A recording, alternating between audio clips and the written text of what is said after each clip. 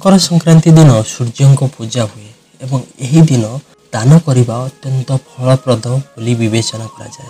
मकर संक्रांति सहित जड़ित किसी जिनिस अच्छी जहाँ समस्ते जानी ना। ज्योतिष शास्त्र सूर्य को 9 ग्रहर राजा कहुए एवं प्रति मासरे सूर्य राशि चिन्ह परिवर्तन करती। प्रति मासरे सूर्य गोटे राशि छाड़ी अन्य राशि रे प्रवेश करती एवं यह संक्रांति कहुए।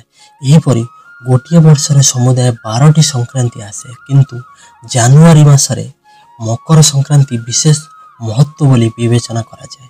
यह दिन ग्रह मानकर राजा सूर्य मकर राशि रे प्रवेश करती एवं यह मकर संक्रांति कहुए। यह समग्र देश में महान पर्व रूप में पालन करा जाए। कहुए जे यदि मकर संक्रांतिर यही दिने गंगा स्नान करा जाए तेबे गुणात्मक फलाफल 100% पाई थांती।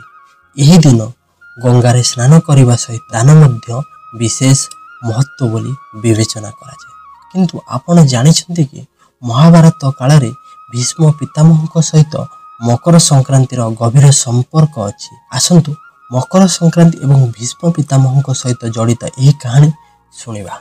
पुराण अनुଯାयी महाभारत समय मकर संक्रांति दिन पितामह तांकर 5टी शारीरिक शरीर को बलि दे भीष्म पितामह को एक वर मिलता जे से जेतेबेले चाहिए निज शरीर छाड़ी पारिबे एवं एथिपाई से मकर संक्रांति दिन ही बाछि। स्वेच्छाकृत मृत्यु हेतु भीष्म पितामह आशीर्वाद प्राप्त होते एवं सूर्य उत्तराखंड रे पहुंचवा परे से निज शरीर को बलिदान दे। धार्मिक विश्वास अनुଯାयी मकर संक्रांति दिन सूर्य उत्तराखंड रे परिणत हुअन्ति एवं परित्राणर द्वार खोला। तेणु जदि यही समय जड़े व्यक्ति मरी जाए तेबे से परित्राण पाई था। अन्य एक पौराणिक कहानी अनुଯାयी मकर संक्रांति दिन माता गंगा महाराज सागर रे 60,000 पुत्रों को उद्धार कर। विश्वास करा जाए जे मकर संक्रांति दिन स्वर्गर द्वार खोला जाए। तेणु यह परित्राणर दिन मध्य कहुए। तेणु जो माने मकर संक्रांति दिन गंगा स्नान करती सेमानंकर समस्त पाप लिभि जाए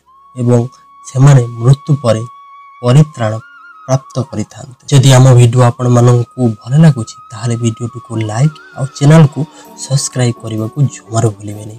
आउ जदि वीडियो बहुत भाव भल लागुछि ताहाले आपण माने आपण मानक सांग और परिवार वर्गों सहित वीडियो को शेयर करने को जमार भूलिबेनी। आज पाई एतिकी, पुणी देखा एक नुआ वीडियो रे। सेते पर्यंत मते विदाय दियंतु। रहुछि। जय जगन्नाथ।